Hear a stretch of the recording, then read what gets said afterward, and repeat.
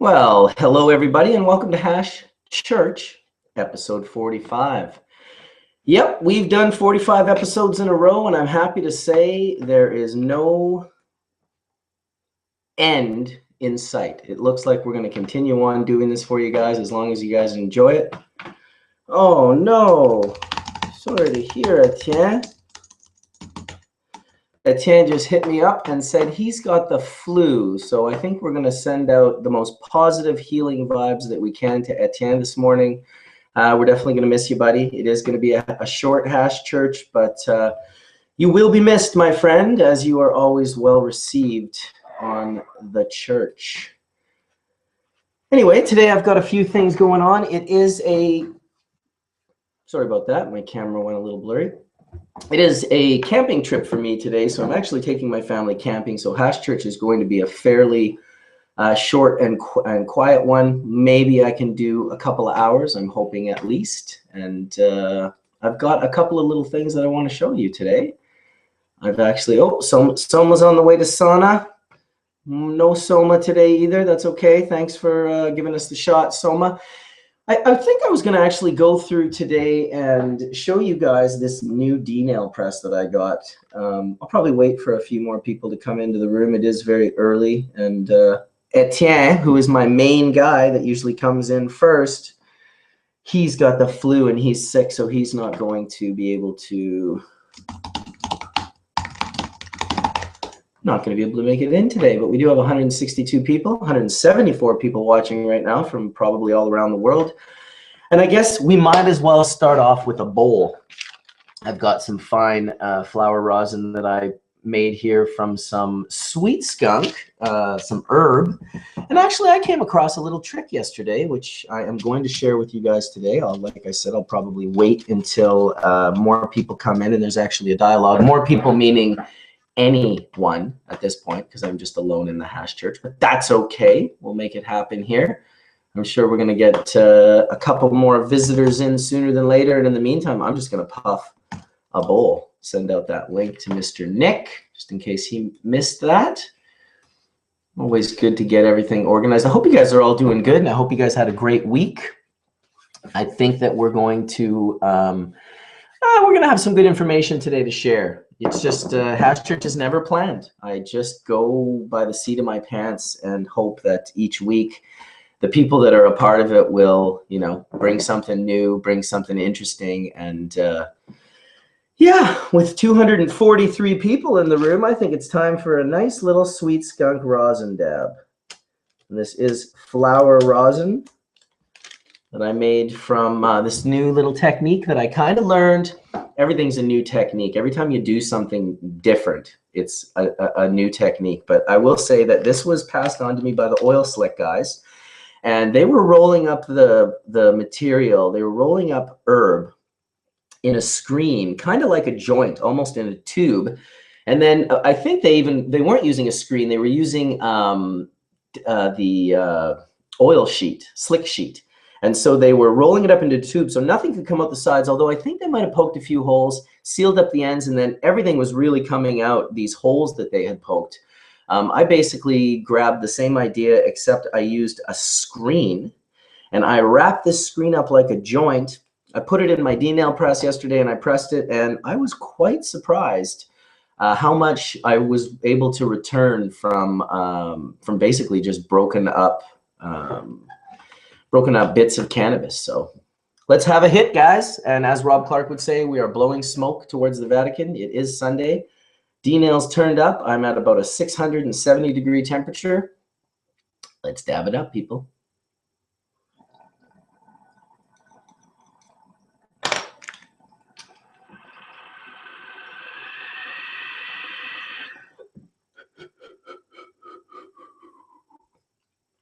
Oh yeah, fucking tasty, delicious.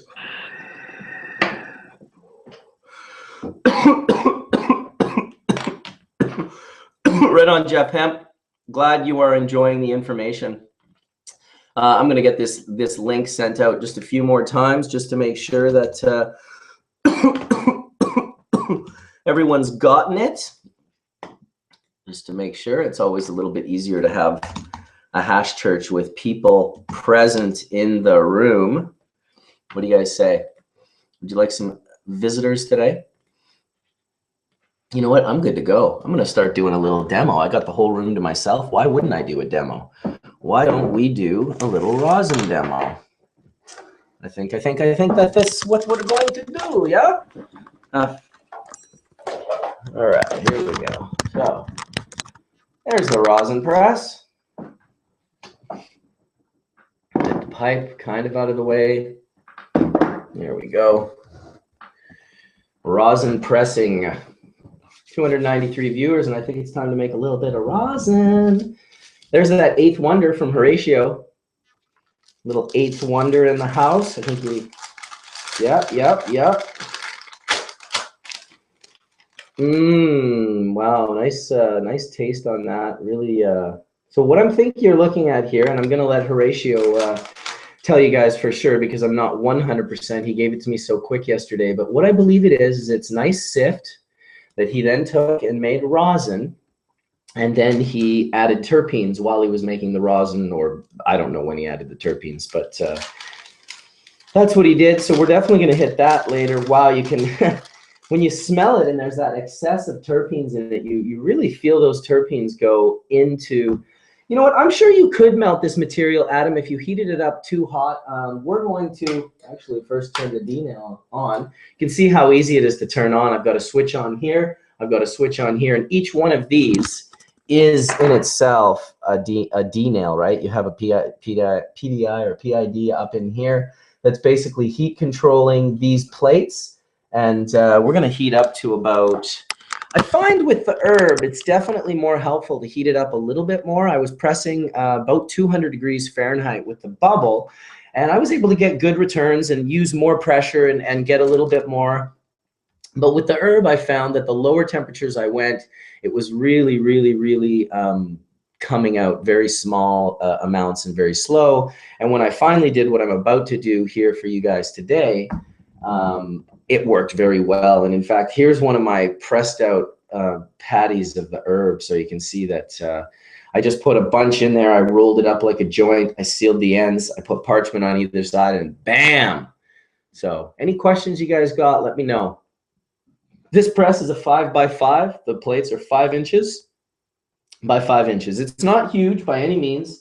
You can see it literally like just my hand fits in there.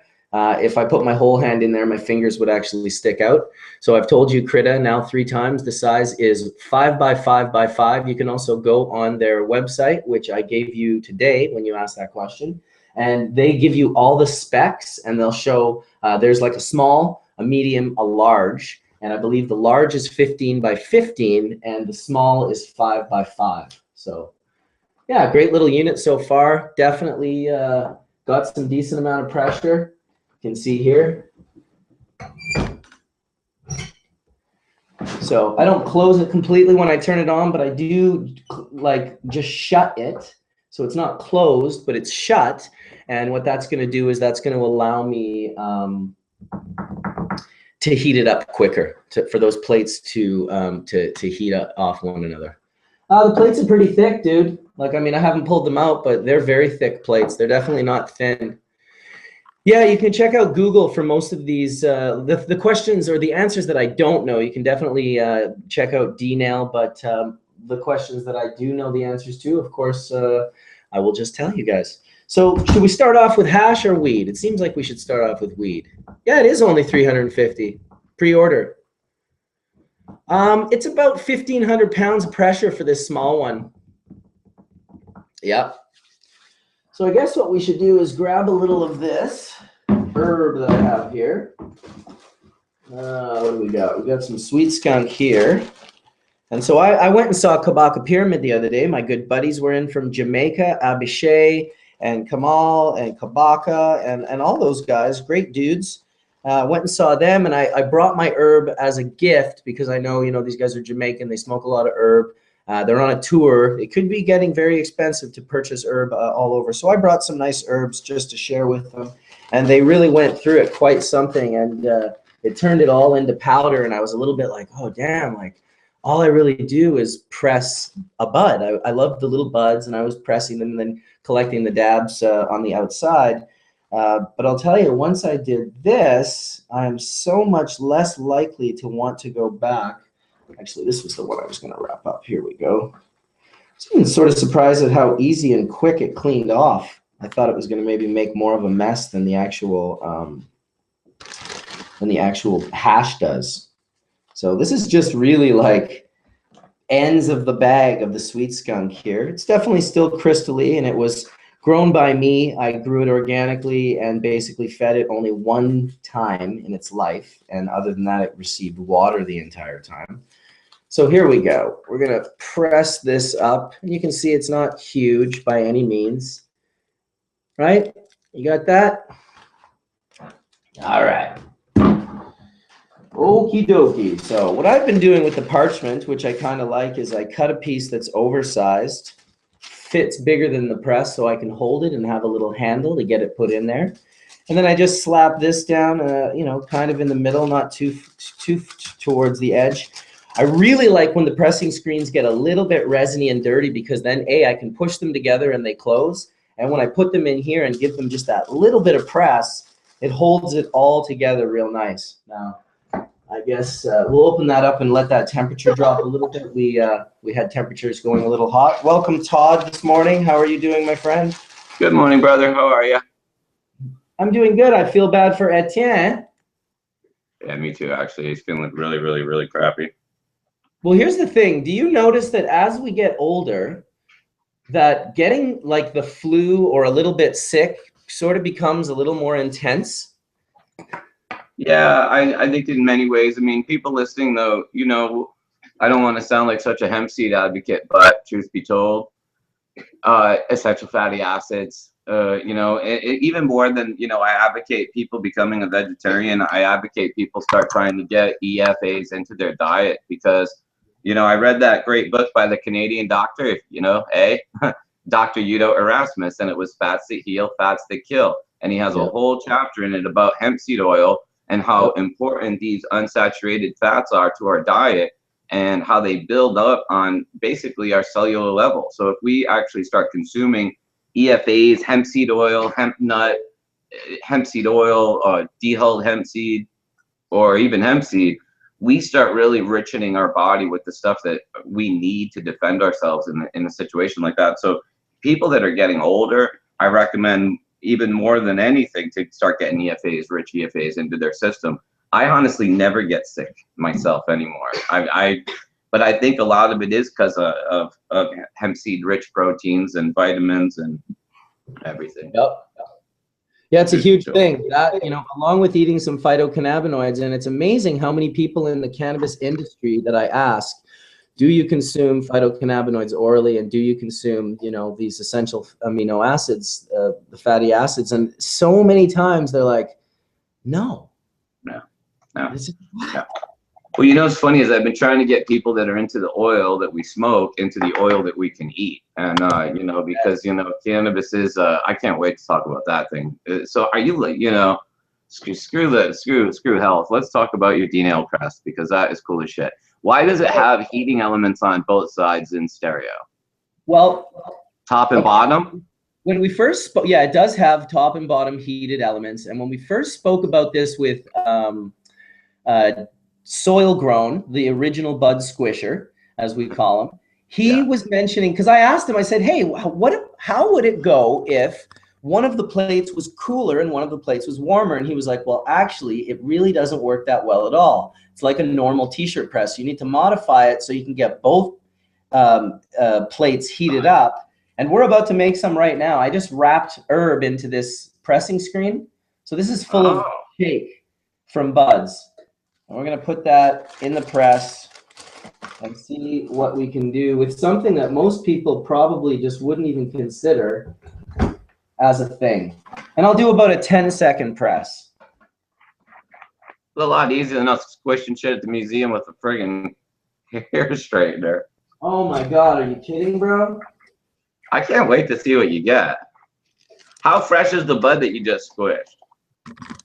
It's very, very dry, and it's very, very old. So that was like maybe a half a So gram. that's down on, let me say, that's a bummer on both. And one of the things that I realized when Tony was here, we were squishing buds, was humidity is your friend. And, you know, to a degree, you know, you don't want wet, but there's still some moisture. It's not like powder dry, but it's definitely very dry. But I literally just got 2 dabs out of nothing, out of like shake. And this is a big piece of parchment. So you can see that these are long strips, much more than what we were getting off a single bud in. yeah. Hey, welcome, Horatio. Good morning, Horatio. We need macro web cameras. Yes, I want to get on that, dude, for sure. Because when you take a picture of this stuff, it is insanely fucking photogenic. Insanely photogenic. Well, Mark, you're one of my favorite photographers, regardless. But yeah, you and Mr. X at Strain Hunters. I love Oscar's photos. Oh wow, look at that. I love both your guys' photos, and I got to give it up to Mr. Dynasty, who's also killing the game lately with his macro photographs. He does what you do. He stacks images, but I'm telling you, what the program that he's using is very easy and very like, it doesn't really create that look that I get when I see a lot of these stacking programs. They create this halo effect that to me, and it might only be me because I'm so used to looking at what it normally looks like, it looks like not real. Whereas this guy recently started stacking images. Now, he's not stacking 100 of them at a time or anything, but like 10 or 15. And I have to give it up and say that they are some of the nicest macro photographs that I've seen. I mean, of course, beer goggles. What's his Instagram? Maybe Dynasty Genetics. I'll link you the next time I see one of his photos. He posts photos all the time. He's killer. He's taken it to the next level, and it's great. It's great to see. Mr. Stain says he can't see, and I'm not sure what he's saying he can't see, but there's that little. Yeah, it looks great. That's so bad. How was the event, Horatio? Did you take home a prize yesterday? Yeah, I got one of those subliminators now, so we can do the steam rips. I just don't have a bong big enough to support it. I pulled it out and I'm like, hey, wait a minute, these are all oil rigs. This thing is twice the size of my oil rig, so I have to go make a deal at the local bong shop and hook up with one of those gigantic things you hold. But it should be fun for, you know, activating all this herb that I normally can't mess with. So it was a good event. I think using Mark Emery's place is starting to become the norm, and it's got a good size for small venues. It's, you know, it's the closest thing to our micro little secret cup, secret sesh, but it's not really public. But yeah, the Canadian concentrate opened there, and there's 6 like round. So it's pretty much, it's been a dry year. So them doing stuff for the community has been a big thing in Vancouver because there's not really been a lot of major events. Well, plus they're donating the money, right? They're raising money for the coalition. Well, yeah, I mean, they raise money for the Owen Smith trial and the coalition, which is pretty much our rights to exist. So it's kind of the kind of event where I'm like, every 2 months I just do it because for that same reason. Yeah, I like his photos, Mark, a lot. Dude, a lot of them are not layered, though, bro. Be honest with you. I'm looking at a lot of them. A lot of these are not layered photos.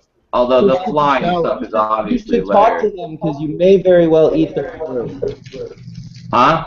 You should talk to him because they don't look layered, but I'm telling you, most of his photos are combined, stacked, layered, whatever you want to call it, images. But I can tell which ones are. Yeah, because I've used the program a few times. He sent me the one he was using, and I used it just once, and I was like, whoa, like that is... It's only really 2. It's only Helicon Focus or Photoshop is the only 2 really good stacking programs. There's another one called Combines, but it's not that good. I used Helicon a couple of years ago when the guy from 91, I can't remember his name now, but he did one of my booths. Maybe even he did a booth at one of your events for me. But he was doing Helicon. I used that as well. I tripped him out actually because he would set it up, Helicon, and then he would move his camera one increment at a time over, Yeah. to get like a real nice stack. So I was like, well, have you ever tried it like this? And I set up a piece of hash on a little thing that I could move. I didn't move the camera, and I just literally moved the hash. Like, it took me about 8 seconds to take 15 shots, and he was just standing there with his mouth open like, I never thought to move the subject. Well, that's funny, but you know what I have, Mark, is this. Can you see this? It's hold on, I'll show you like this. I got it up and down right now, but the way it really looks is this. And this is called stack shot, so that you can actually put your camera on this, control this motor with my computer, and I can move this in, you know, literally cubic hair increments if I want. And there's nothing like it. Now, I use that on the MPE65 because it doesn't have autofocus, and I have to physically move the camera or the subject. But on the like 100 and the 180 macro, I can use the internal autofocus motor. Well, imagine that 90% of my macro shots are taken handheld. To a degree, you know, you're not going to be able to do, you know, that's amazing, but you're not going to be able to do stacks handheld because, you know, you're talking, you know, precision through all the shots with no movement. Hey, Tony. What's up, guys? Good morning. Blue River in the house? I like how Tony came in under Blue River today and Horatio came under Sabian.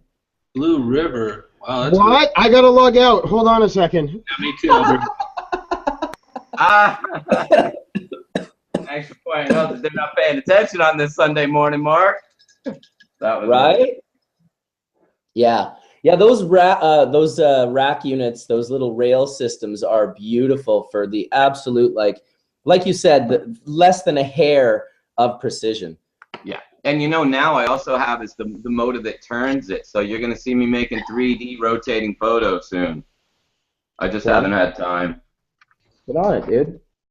Looking on it. Can we press some rosin? Shut up. Whoa, Tony, you lost weight. I'm kidding. Lost weight. He lost weight completely. He doesn't even exist anymore. Yeah. I don't know about that. All right. I can tell you what. I tell you the kind of weight that I lost was only essential oils and flower rosin weight.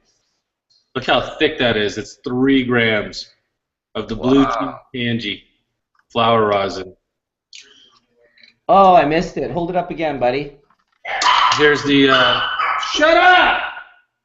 That was awesome. This is the Sour D. That was awesome, dude. On Sour D. So Sour D terps inside Sour D. Oh. And then this one is a 3 gram. This is 3 grams. It looks like about 5 years ago you would think this was death by BHO, but it's right. Look how dark it is, Tony. Look at that. It's bad. All right, we're going in. We're going in. I got some of this kosher. This kosher. This might be like some super fire press hash. Oh. SHO. All right, Mark. I'm feeling bad. I didn't order the D-nail press now. Hey, check this out. It's pretty cool. Desk side dabs. There we go. It works pretty good with. Hold it up to the light. Let me see. Holy shit. Works pretty How much good. did you just, what did you just squish? I squished about like 1.5 grams of bubble hash. Oh. Yeah, the press works really good for hash, huh? It works really good for herb too. I've been taking the herb and wrapping it in pressing screens like you can almost break up the herb to like powder, squeeze it into the pressing screen and just press it just like you do hash, and you literally get ridiculous yields from it. What's your yields off of that? Off of my hash or off of my herb? Off the herb. Off of the herb, it's between 15 and 20%. And off of the hash, I'm getting between 35 and like 60%, depending on the quality, of course, that I put in. Yeah. It's an amazing little machine. It's, I mean, shit. Yep. Pretty good. Yeah, exactly. Just 1,000 pounds of pressure. And then I can just rub this shit off like you would not believe. It comes off the parchment so fast. Yeah, we've been taking, we do about 70% yield on bubble, on 3-star, 80 to 85 on 4, 95 on 5 and 6, and then we do 15 to 25 on flowers. But we take that and go subcritical with it on the parchment, so it comes off really easy. Yeah, you just crack it off. Well, that's good. You got a little press over there, fine. I got a big one too, actually. Well, keep in mind, the one that went to you was originally coming to me. I doubt that. Yeah, I swear to God, because I was talking to that guy before he met you. I met him through Hash Church. Who, Matt? Yeah. I don't think it's possible to actually get it to you. It weighs 500 pounds. Well, no, believe it or not, you can ship cars, Tony. They do it. Oh, Tony, you can do that. Yeah, easy. I'm like, I got my You're hemp probably mill and my not too- pellet mill from One Ohio. of the things I know about is shipping. We already destroyed that one a long time ago. Nice. The one that was long? You're talking about the first one? I don't know because I never received it. Oh my God. But Matt? I do really like this D-nail one. I'm telling you, I am sold for anyone can do it. That's the beauty of this unit, that it's like you have it sitting here on your desk. I love the idea of them making them much smaller. Like the press is awesome and the pressure, but D-nail will shrink this shit down for the home user to be a much smaller, closer to a hair straightener that works like a press instead of something that you're. On a side note, how many friends do you guys have that have hurt themselves from making rosin? People are showing up. They're like, I need transdermal for my chest, my left knee, and my shoulder. And I'm like, I'm not giving any transdermals out for rosin-related injuries right now. There are real people struggling with like the machine at work that's killing them. Yeah, I couldn't believe it. It was like at least 4 or 5 people I know were like complaining of being like physically injured from making rosin. Which is gotta be careful out there, boy. It could be dangerous, you know. Like I think that those models are great for the home use. Yeah, nice little thing, you know. Yeah. Oh, they're great. It's good. You know, though, don't you think that rosin really is going to be an end use? Because I mean, it's really not designed for scale. I mean, no. Well, how are you going to show up and press 300 pounds of buds? You know, like We do 200 a day. Corkscrew press.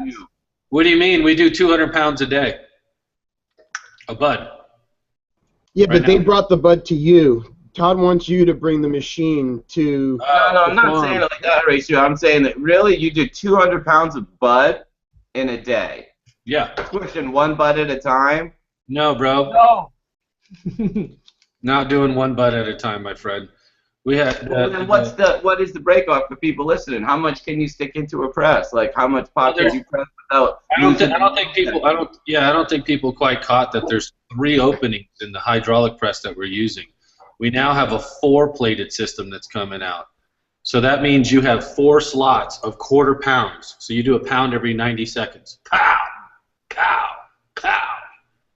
And honestly, even those numbers will be laughable when we get the unit that you take out to the field. It's like a corkscrew press that's heated inside the cork and pushes through into a tube. No one's using these now, but they use them to extract and expel canola and seed oils, and they do it on fields that are fucking hectares big. So one day we'll be able to do literally like a ton through a machine. Yeah, that's only one machine, man. We got 2 of them. So like when you have, and you got to think about it, the press isn't as much as the prep and the takedown. So there's tons of preparation and there's tons of post prep to get flower rosin. But yeah, I mean, we're on a pressing frenzy. Like that little thing that you saw before. Hey, Mark, will you hold that up again? Yes, sorry. It was Tony was talking, so none of us had to see it. Wow, that's really nice, man. That the sheen is great. Yeah, it's very shiny. This particular stuff, if I show it to you what a little bit of it looks after it dries, I'll have to move the camera because it's just so Wow, breakable. Tony, can you hold on? Oh, wow, Mark, looks good too. Okay, Tony, can you do that again? The color was great. That's what happens when you get good pressure. And Wow. Yeah, that looks great, Tony. Let me That click looks on your camera, Tony, so you can show that again, because people won't see it unless I have my... There we go. Yeah, that is nice. Glossy goodness. Look at all this rosin that's going around here. yeah, so I think the future is definitely rosin. It's it's SHO. Like basically what we're releasing on Wednesday is sift rosin, flower rosin, terp rosin, full melt, and SHO butter and SHO cheddar. Sounds like the quiver. After that, I mean, I don't know, like if you're getting yields that are 15 to 20% on flowers and you could press out volume, then where is BHO? Well, BHO was never anywhere with me personally. I'm going to try Horatio's new 8 It's like, it was never anywhere with me. Yeah, I don't know, guys. I think BHO is still a highly effective method that's not going to get pushed away. CO2 pens and BHO is both hugely popular. So what if I came out with a all viscous pen that was all made from flower rosin? You know, I think that we're going to see improvements over time. You know, who would have thought that we'd be dabbing pure cannabinoids off the nails, 10, 15 years ago? I mean, it's so unbelievable what we're doing now. I mean, really, terpene collection, really? That wasn't really the conversation back in the 90s. So yeah, that's true. Some fantastic achievements, advancements have been made in the 20 years I've been watching this. I mean, when I showed up in Amsterdam in '94, nobody was talking about no water hash. We were playing with Mila's pollinator, which was wrongly named because it wasn't pollen, and we were tossing, tumbling our buds and collecting our resin powder, and we were pressing that, and we thought we were doing big things. That was the hash scene back then. Yep. Screens on your trim table. That was like high tech. Oh, yeah. Well, that's the thing, because the only real way back then that you could know that something more existed was if you bumped into like Skunkman Sam or Rob Clark and you got to see, the if it don't bubble, it ain't worth the trouble. And the right, first but time even that though, that was only dry sift. I mean, that was when I met Rob and Sam, when I went immediately home and did was I bought these in every size. Yep, I have the polar separators, bro. Come on. This is directly from Rob Clark's days. Wow. Yeah. Oh yeah. Stainless steel. I used to give these little 3 inches away as gifts to teach people how to do it, and I had them all the way up to 18. The DEA stole them all when they raided me in '97, but thanks, guys. But they come in brass and stainless steel. I'd get them at 150. There you go, Mark. We're on it. See, this is how we made hash, man. And then I had my Rototap. Yeah, the Rototap. These fit right on a Rototap. For those of you that want to order these, you can order them from Fieldmaster, and there's the phone number right there on the camera. If it's going to unblur, I don't know. It seems to be grabbing me more than me. Right. Rob's recommendation was from 60 to 150 microns. Yeah, that's solid. Although you could throw a bigger one in there too nowadays. With bigger than 150. Well, yeah, like there's always there's a quick process that you can do with a 220 and a 180, and you can get like damn near pure heads from just those 2 size screens.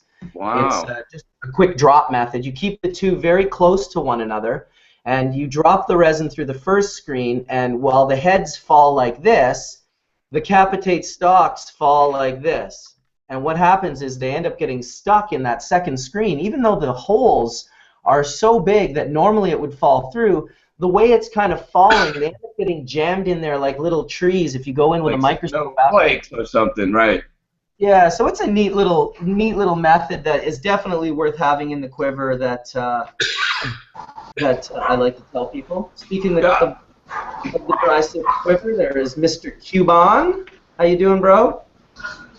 Good, man. This thing never saves its configuration. Always have to set up the camera, microphone. But anyways, yeah, I was getting ready. I saw you guys squishing some rosin, so I needed to get on and I'm join just the bummed I ritual. can't smoke what Mark's pressing.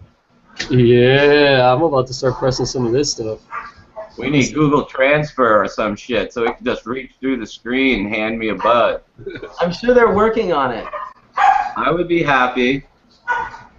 Yeah. Gosh, that'd be crazy.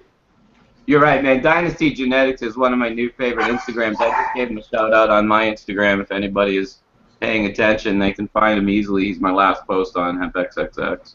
Yeah, I follow him as well on Facebook, and under the name Chris, and then a space, and then Topher, Topher, like Christopher. I'll go there now. And that's his Facebook page, Chris Topher, and he's got some great photos. He was one of the young dudes that some time ago asked me a few questions about the camera and the lens, and fuck, it was like 6 months later, and he was just on fire. Great to see. Right. I started layering these photos in 2008, if you remember. I had them for my THC Expo back then, and back then I was physically moving the focal ring and, you know, trying to teach people how to take better photos. And, you know, we should probably spend some time, Mark, going through that one day. People would like that, because everybody's into photos now. It's not just a few of us geeks. It's, you know, everyone with the cell phone, which I think is awesome. But people could use tips on how to take better photos, for sure. Yeah. Hey, you take great pictures, dude. I got to give props to Monkey. Yeah. Monkey was the guy that taught me how to do macro photographs, and I also started in 2008. That was the year that I bought the MPE lens. But I'd also before Monkey, it was actually perhaps you give me the first. Wow, we gotta mute that dog actually when you're not talking. Yeah, Tony. No, it's not Tony. He's muted.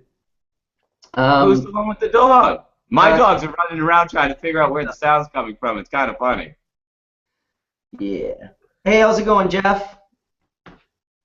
I have two pit bulls, man, and they're clown shoe size 24, and then I got a 3-month-old puppy that she's just fitting clown shoe size 14, so you can hear her back there.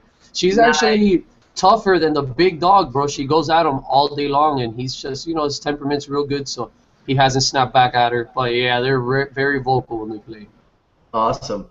Well, I'm glad you're having fun. I certainly don't mind the sound of them playing, but just not when I'm talking. I did forget what I was talking about, but I'll get back to that one of these days. In the meantime, I'll take a big rip of some flower rosin. Sweet skunk.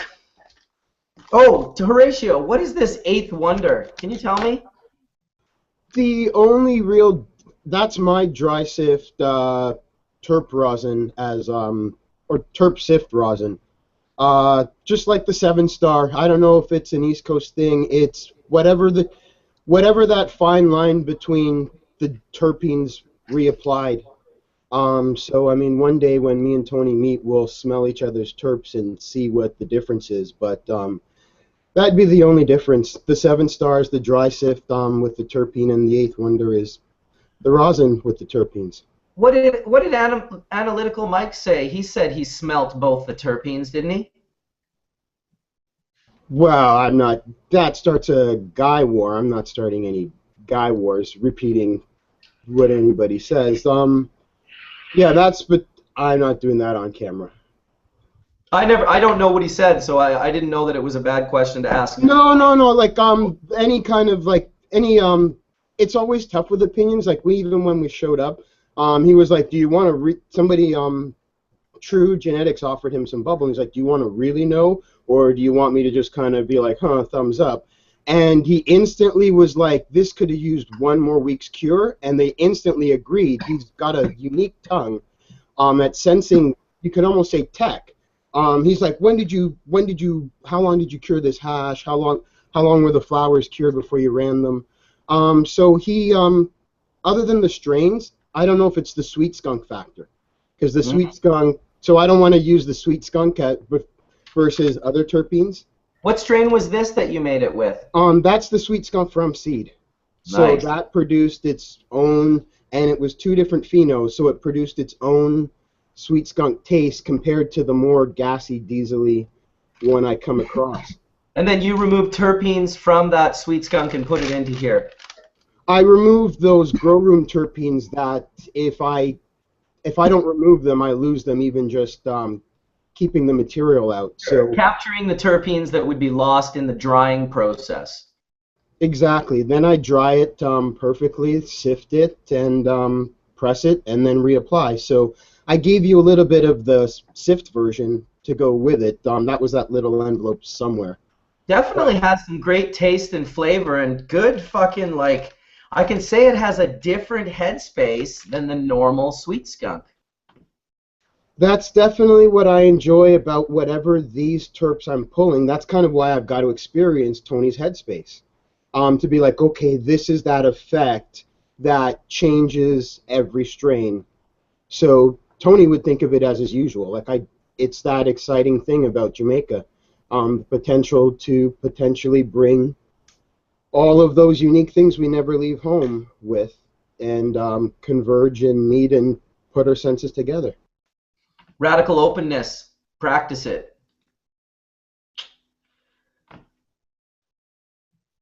We got 559 people hanging out in the chat room, chatting away.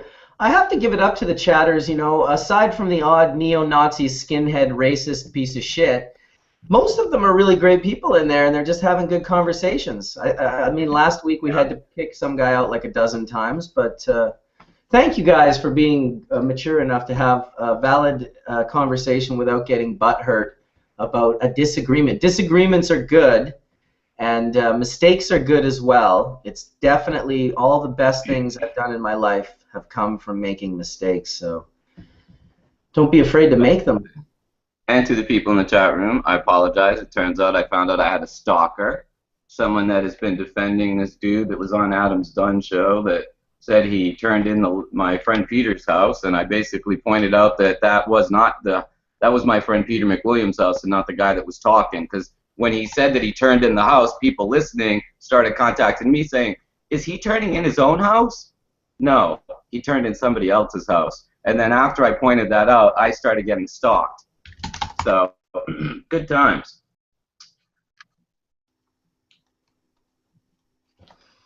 Excellent. Well, I'm fucking baked as baked can be. Nice sativa morning for me, man. I'll tell you. It's, I just appreciate this, or I guess the narrow leaf drug cultivar, if you want to go on the latest and the greatest. Saw a bunch of people posting something today about that was like, it seemed like a steep hill thing though, but it was similar to what Rob was saying. It was like sativa, it was indica, indica was afghanica, sativa is ruder. I don't know. It was a weird Instagram post. I saw like half a dozen people post today.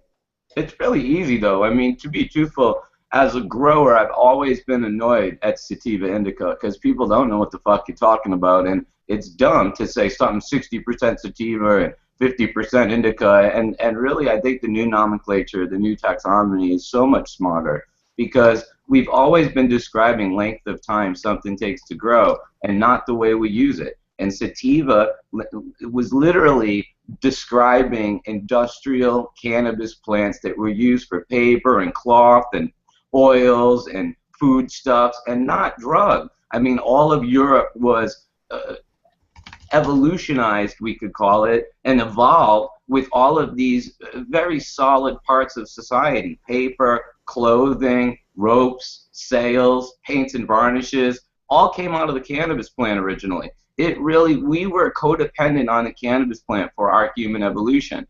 And indica was just everything from India, which when you go to India and you go up into the Hindu Kush Mountains or up into the Afghan area that we used to all be India, that is what we call indica. But as you travel south down India, you're going to discover these narrow leaf drug varieties that we mistakenly call sativa, but they've never been to Europe. They were never used for sails and ropes and paper and oils. They were always in India. They were always drug plants. They were just tropical drug plants. So I think that it really makes a lot more sense now that you're getting into this narrow leaf, broadleaf. All drug plants are indica, and nobody smokes sativa. Literally, sativa was just Indo-European hemp varieties that really were being classified not for their psychoactive use, but for their industrial use. And I think Rob's clarifying a lot, because if you say something 60% northern and 40% tropical, now that makes sense. I can understand that you've got a 10, 11-week plant. You know what I'm saying? Like, the farther you go tropical, the longer the flowering time gets. That makes sense to people. But when you're saying sativa indica, it doesn't make sense to people. You know, there's sativa lettuce sativa by Linnaeus too, and it doesn't mean it's a long flowering psychoactive lettuce. It just means that it was a really good variety of lettuce and people should grow it. You know. Well, there's no doubt that Prohibition sent us down all sorts of interesting roads that we're now sort of backtracking on to get back to the main road. I don't know if it was Prohibition so much, because what Rob pointed out is that they didn't have the indicas, the broadleaf drug varieties at Harvard and at the other botanical museums. They had narrowleaf drug varieties so they had never really seen the full spectrum of cannabis. And a lot of what we believed to be true in our libraries 150 years or 50 years ago, 100 years ago, we now know to be incorrect, because now we've got a better view of the whole world, and we know where cannabis is, and we realized our folly. You know, when people that are holding on to this sativa indica thing, I think it's like, that's not the way a scientist thinks. A scientist lets go of what's wrong and picks up what's right. There's constantly an evolution of thought. Well, those guys are still open blasting. What can I say? Yeah, just the guys that open blasted, and those are the only guys calling it sativa indica. You're right. Just the metaphor. So should it be more interpretive? Should I be like, oh, this morning I'm having more of a euphoric happiness, drowsiness, dry mouth, heady day on this? Well, Horatio, if you're describing use, you can call it anything you want. But as a grower, if I'm describing it being growing, I'd hate to put it to you, but sativa doesn't tell me anything. You know, you tell me tropical, that tells me something. That tells me, okay, loose, spindly buds that will resist mold and dry out easily, probably from an equatorial part of the world, probably Thai or Maui Wowie or Jamaican or Acapulco Gold or Colombian or whatever. It's going to give me geographical reference. You know, and this is really what it's more all about, because we are trying to figure out what cannabis is indigenous to, what areas of the land it's from, you know, how is it going to grow, how well are the genetics going to gel with others. I mean, I'm starting to look at cannabis just like I look at people, and you know, I'm the furthest thing in the world from a racist, but I appreciate the differences in race. Does this make sense? So cannabis is cannabis, like we're all humans, but these strains are like, you know, all the different wonders of how we've acclimated to different parts of the planet, and it's beautiful. And I think, you know, I really love that we have such racial and differences in language and everything. I think it's fantastic. Well, I look forward to the getting in deeper, the understanding more of the profile and the terpene profile, and eventually the genome and the genetics of the actual plant. And when those things can give us specific, like if this is in there, you know it's an equatorial. If this is in there, it's from all of the ways that we can truly know more of what it is that we're talking about. Because originally they were just cataloging. They didn't know shit. They knew only what they could see and what they could draw.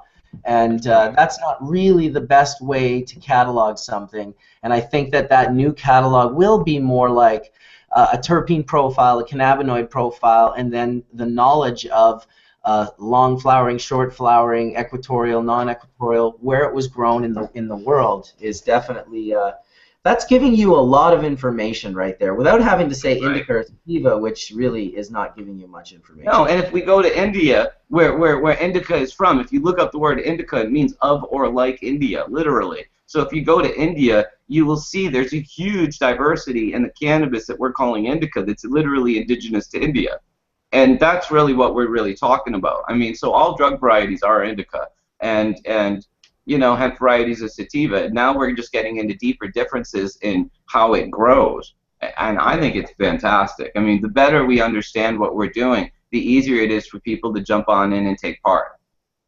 Absolutely. What do you think about the, I mean, I totally back this style. I just wonder, with everybody coming online to cannabis in droves, how does the populace not always redirect? Tell me more about what it'll do for me, effects for me, where we're trying to know, tell me more about what I can do for the plant.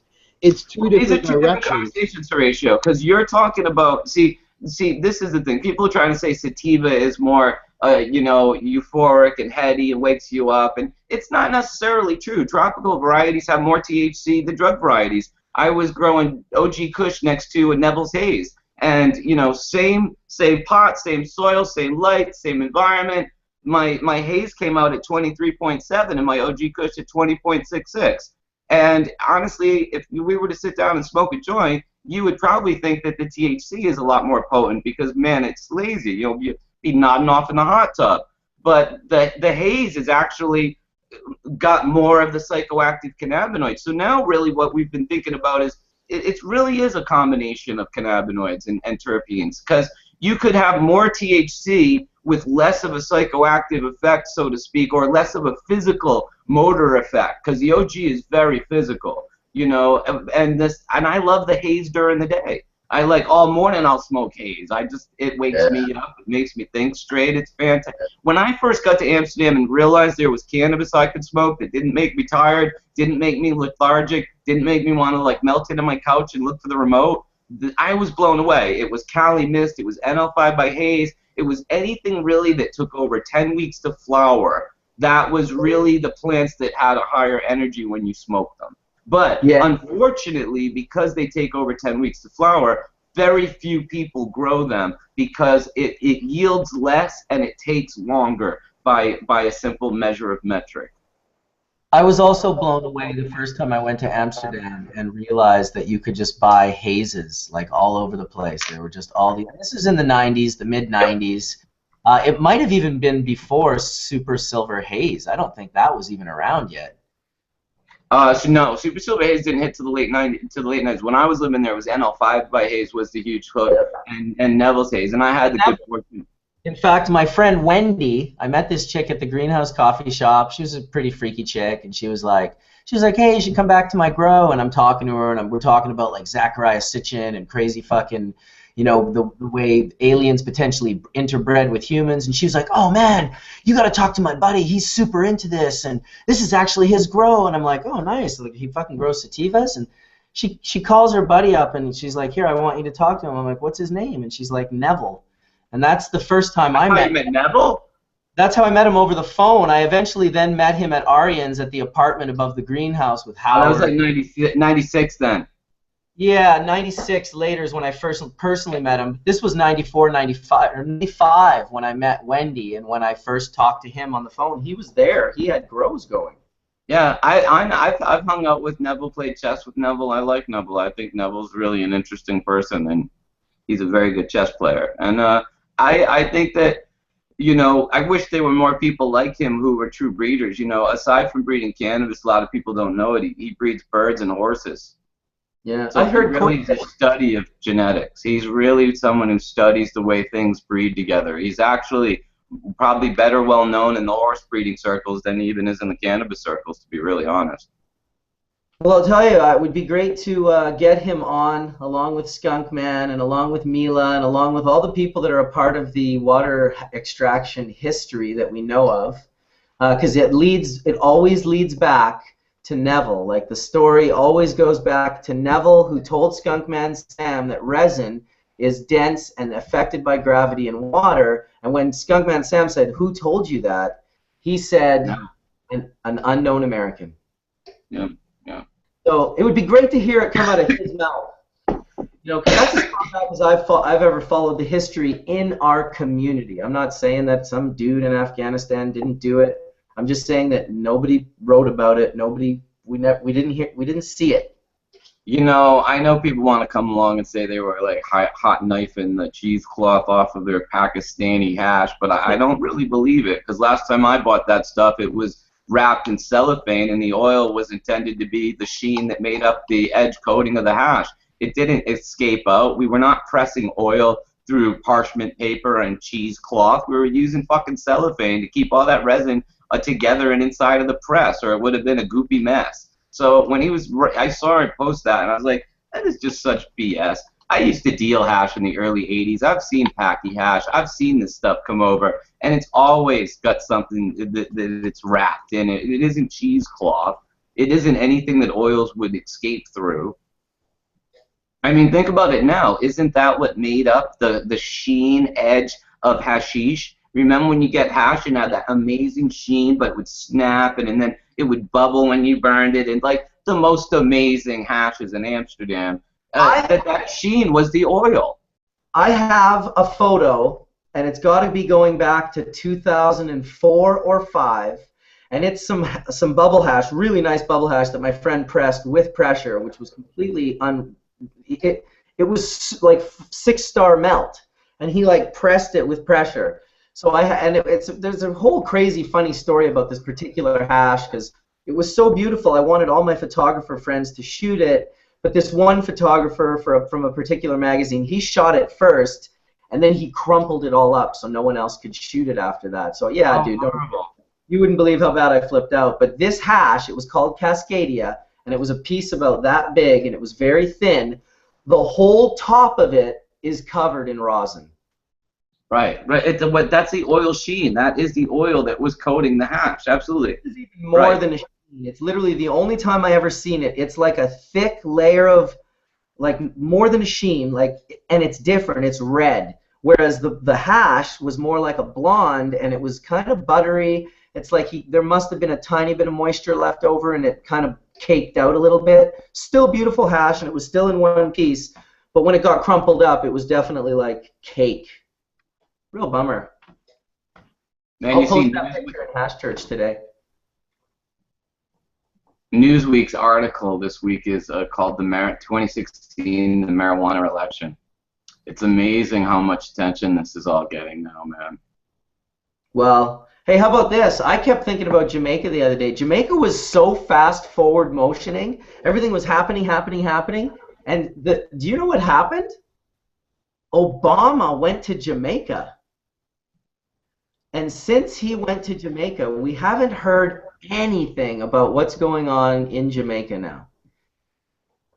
Kind of freaks me out a bit. You know, we pointed out in the Culture High that he spent more than Bush did already on fighting the drug war and medical marijuana. You know, and a lot of people want to paint him like he's a good guy, but he's really been horrible on drug reform. And I've been happy to see him talking about, you know, the fact that we need reform in our prison system, but that's a no-brainer. He was talking about that before we put him into place of the job, and why not now that he's in a position of power to do something, why isn't he doing it and not talking about it? Because the racial disparity of the people in jail is absolutely obnoxious, and he should be doing something about it already. You know, the reason he's not is because all the assholes that gave him money to get reelected have investments in all of these private prisons and policing and guns and everything, and they don't want to see him back off on any of it. The nonviolent crimes are money makers in America right now for the courts, for the lawyers, for the judges, for the prison guards. I mean, the prison guard union in California is one of the biggest unions in California,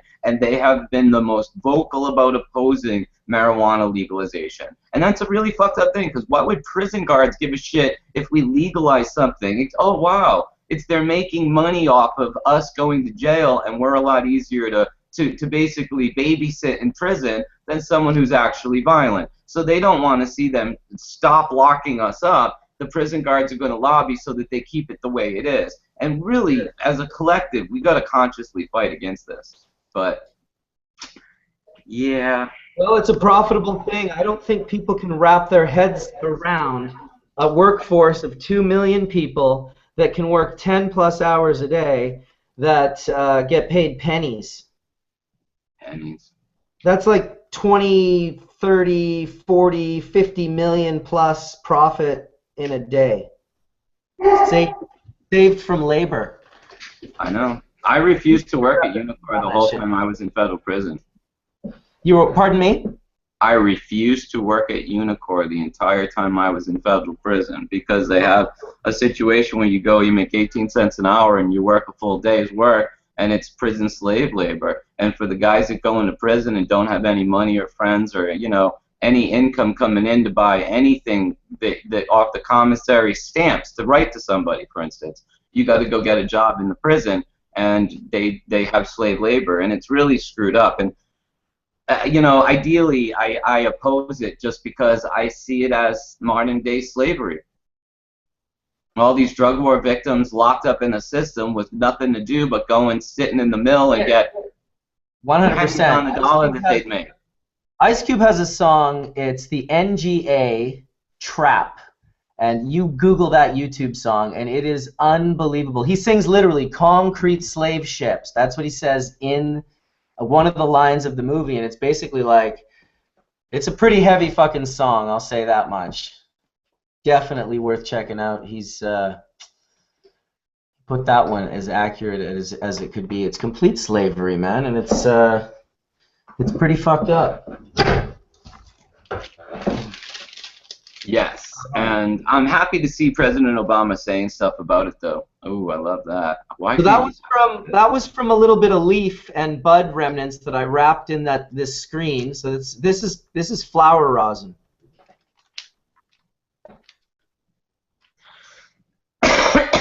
East Coast sour diesel flower rosin. Ooh, she's a greasy girl. Rocking the Jeff Church Tech. Yeah. 25 micron screen, huh? Yeah, and I was more talking about how you pick up the resin from the. This is real sappy shit, though. Ooh, yeah. Hey, Bubbleman, I wanted to say thanks again for sending over those 25 micron screens for my Rosin Tech class that I did on Thursday. Your screens were the first ones to go for sure on the table. It was definitely a nice treat to be able to give people something to make their hash rosin with. Yeah, and of course you can reuse those screens. 10 pins is asking in the chat. You can absolutely reuse those screens. In fact, what I've found is the screen is a great way to tell how efficient I've been in my pressing. When the screen is white and clean and I pull it off and it just opens real easy and the hash just pops right out, I know that I've done a really good press. You don't want to be opening up your screen and then pulling out some gummy, gooey hash that's all bendy and nice and stuck to the screen, because I'm going to go out on a limb and say that you still have resin present in your material.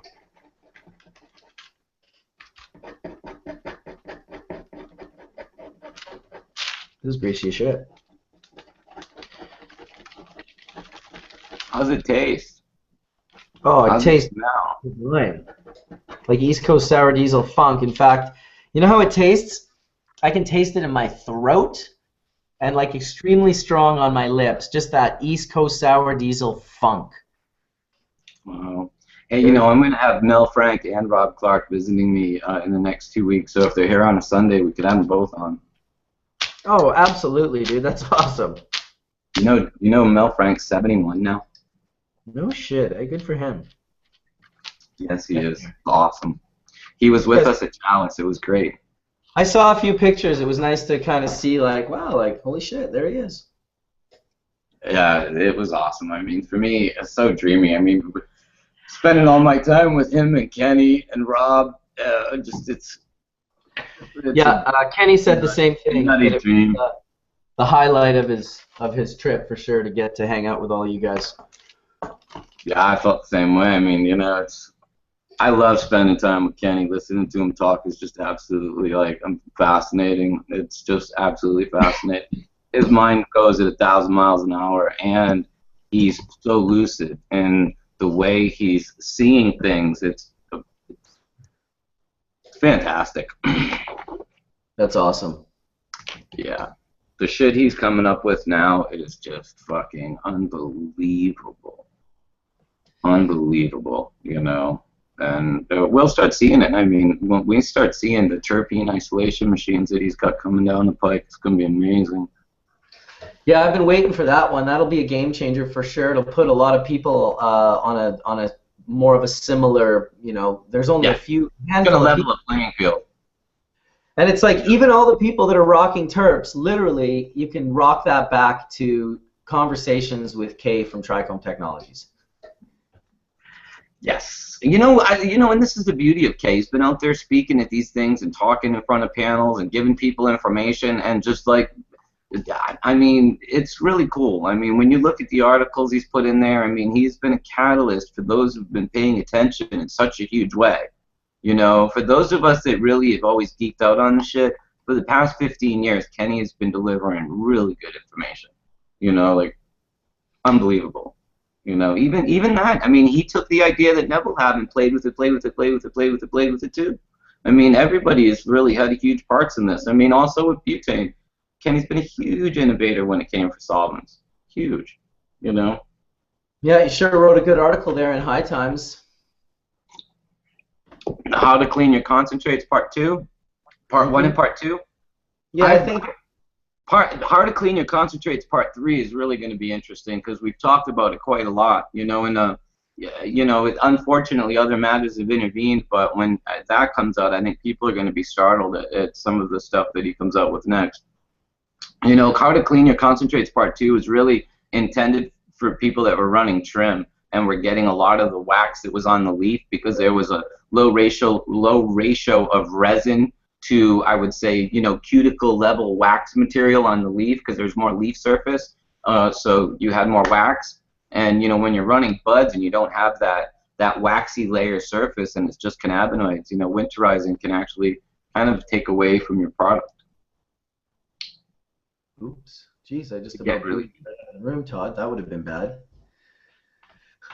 I went to reply to Jeff. He's saying he got 38.4% terms. I'm guessing he meant terps. But that's very high percentage of terps. Like, what the hell were you doing? Pouring terps in there? It was terpenes, and we extracted sour diesel trim and got 38.4%. At least that's what they reported it as. When I read the results, I read 34.8%, but still, whatever. It's really high, and very, very little cannabinoids. It was extracted with CO2. It was a raw CO2 extract.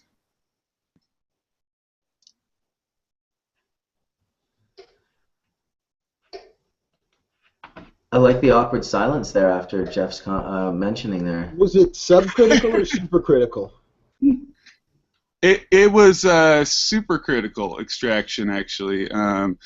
Yeah, which is kind of amazing, having that high of a terpene result from supercritical is quite amazing. You normally get a lot of waxy portions that come over in supercritical, and this was completely liquid and just clear as a bell.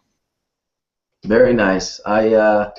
I do look forward to the day that we see the cryogenic unit, because that's the only, it's even much colder than supercritical, and apparently is one of the only ways, and it's the only time I've ever heard the term super terpenes. And the guy who created the I won't name his name because I don't know if he wants me to name his name, but he went by Indra online when he released the BHO method, but he now does a cryogenic method.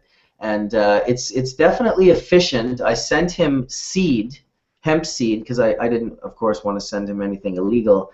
But I was like, well, if you can, separate, at that quantity and temperature, you should have no problem defatting hemp seed. And he defatted it, and I had it tested in labs, and it, of course, was all the numbers were off the charts, and it was the highest protein powder isolate, and the oil came out gold, which hemp seed oil, if you know, it usually comes out green because they're doing something called cold pressing, and cold pressing is really a misnomer at best. It does create heat, and that's why you get the green in there. And unless you run it through like a charcoal filter, you can remove that green and get a gold oil, but that's cheating in my opinion. It's not like the same level of this guy producing this golden hemp seed oil. So I do look forward to the day one day where we can check out these super terpenes and these numbers. He told me literally when I sent them the stuff to the lab that the lab will have never seen numbers like these ones, testing for this particular, for protein powder and for oil content and etc. So look forward to it. Hey, Illadelph, it's the real, how can I not tell this story again? It's like, it's the only thing right now that nobody knows about. Like, this whole fucking group of people on this panel, they've only ever heard about it from me. So I hope the more I say it, somehow one day one of them gets approached and they get to see it, because it's something different, something new. How could you not want to push the boundaries? So, Go ahead, so the Dan. interesting thing about the whole terpene crown competition was our entry, Think Pure's entry for CO2, which was a raw CO2 extract, no modifications, no fractionations, post extraction, just straight out of the separator. It actually got disqualified because it was an outlier, is what they say, and because its test results were so high, we got the highest terpene content and the highest limonene content. They actually disqualified our sample without asking us, how we did it, and awarded it to somebody else. This happened. High Times? No, this was the very first Terp Festival. They were nice. They came back and did a little write-up and gave us the Outlier Award, is what they say. They had to make a new award for us because they say our terpenes were a little bit too high for anybody else that was in the competition. So. Yeah, it was the Cannabis and Social Policy is who did the event here, which is a really great kind of think tank here in Washington State that analyzes data and trends on cannabis. And so I really suggest everybody go check out their website, Cannabis Social Policy. It's a really good one. But yeah, the workshop here in Washington basically said, yeah, I don't know, this is too liquid, this can't be in the same category as all these other extracts. Well, you know what, I think that the reason that exists, and it's unfortunate that it does, is because so many people are so shady and they just come up with things, and it's just like when you first see something, even if particularly something you've never seen before, something that's like, whoa. Like the first time I ever posted water hash online, a photo of it, someone was like, that looks fake. Someone was like, that looks like Mr. Whippy mouse shit. Like, there's no way that's real hash. And this was on like the younger cannabis.com, and I put it up at Cannabis Culture as well and got some people like, this was in like 99, and people just didn't believe that it was real. Which is fairly hilarious. Yeah, I've had a couple people call me up and ask me, what did you do? Did you add some terpenes to your sample? Because they're just in kind of disbelief. They say, well, there's no way that you could extract that much terpene from the plant itself, and so we did it. Our team at Think Pure, we've been working this CO2 game for a while now, and we just were able to get those wonderful CO2 raw terpenes now.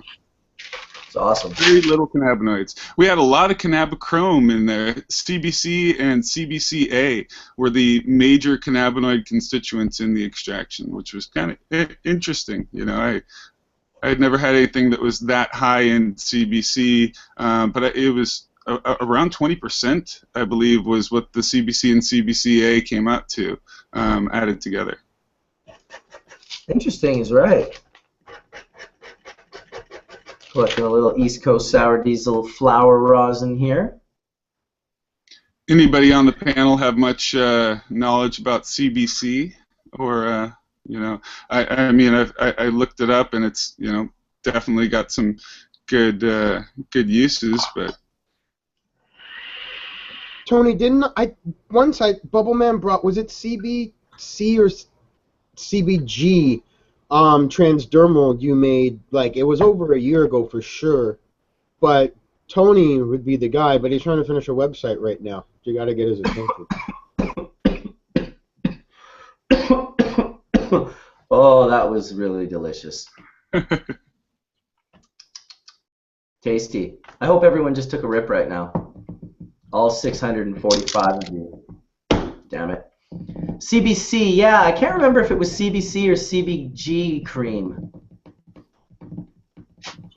Yeah, I've never seen anybody marketing CBC in any dispensaries or really, it's something that's always on the test results, and there's 1% of it maybe that I see. But yeah.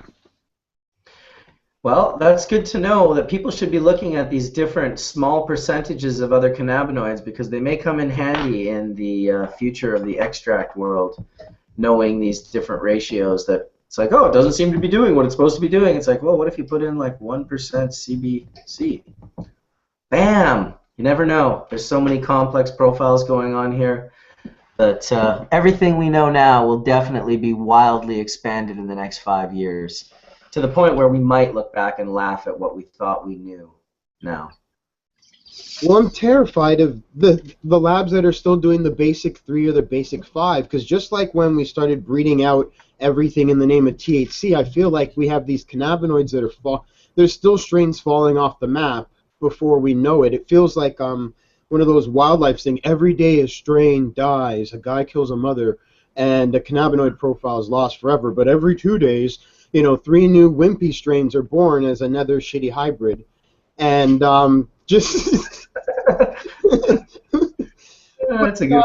just knowing that, like, fuck, I wish more places tested for THCV. Like, that's a major critical one in these sativas that makes a difference to us, that I think is like really going to make a major role in depression and getting people out of a rut. So, I would love to see those other cannabinoids, just as much as chasing new terpenes. But I remember I wanted to make a point a long time ago when we were arguing about should we be focusing on the plant versus focusing on naming things for the people. I figured we're going to end up naming out the terpenes, and the terpenes, their effects are ubiquitous. They're all around nature, so it'll have the same effect. Once it says limonene, Valencia, that times whatever the cannabinoids are, we'll know, and that'll be the way we'll describe it to people, is by the terpenes, which is a little bit more better than saying, oh, it'll make you euphoric, it'll make you dry mouth. It'll probably be the terpenes that are deciding what makes variety. So they'll become groups of like citrus effects, groups of mint effects.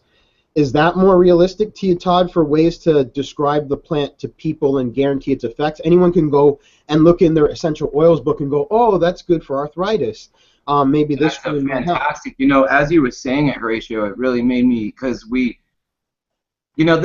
difference is this, though, and I would say this, I think you're right about the terpenes, and why not? Because terpenes are terpenes, if that's the case. The only uniqueness begets in the cannabinoids, because there are no comparisons in nature for cannabinoids. Cannabis is the only plant in the world that makes tetrahydrocannabinol, CBD, CBG, everything. All the cannabinols are only made out of cannabis. So in that, it's unique. The terpenes, though, I actually think now that we're starting to learn how to grow more, not that our, other generations didn't, but now that we're preserving these oils and we're going, for a longer flowering toe cycle, we're trying to make sure the resin's completely right. We're trying to make sure all the fragrances are there. We're keeping our rooms at cooler temperatures. We're doing every effort we can to make the oil and the cannabinoids a shining part of the harvest.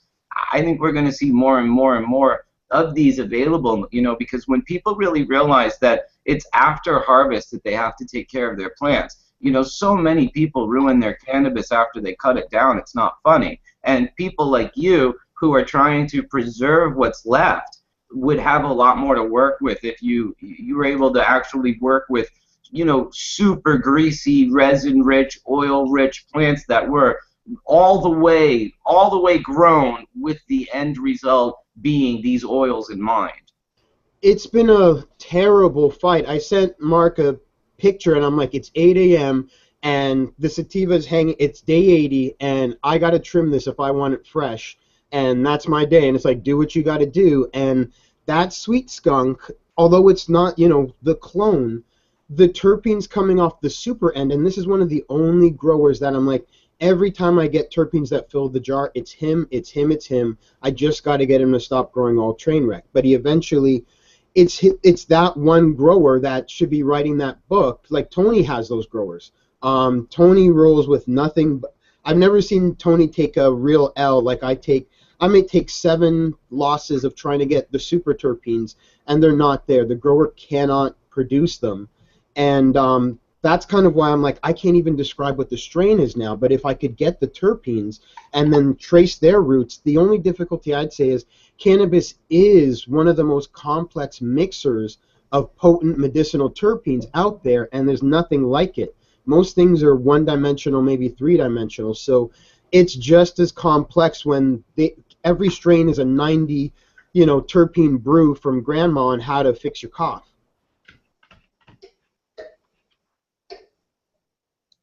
Absolutely. And I think that you're going to find out that places that are geographically suited for terpene preservation, colder climates up north where they can do really well-controlled indoor grows. There's, no risk of bugs coming in because it's so cold outside, the air is sterile, that you're going to see, preservation of these oils and terpenes done, more geographically, because you're not going to be able to get the same amount of terpene preservation in a warm or hot climate because they're evaporating. You're going to have to do it in places where you can control the temperatures. And, truth be told, a lot of why I like BHO, bluntly, is because it preserves the terpenes the best, because it happens at such a low temperature that I started really finally discovering the terpenes in it, because my frustration with water was that water is water does wash away. Water is a solvent when it comes to terpenes, period. There's no question or no real argument about it. And I hate the fact that it washes away some of my favorite parts of the flower. That scent, that taste, that what makes it unique when I grow it and cut it down. And this is why I like rosin so much, though, on the flip, because rosin is giving me back that essence of the flower that I like so much. But isn't this all a temperature game when it comes to preserving these very volatile oils?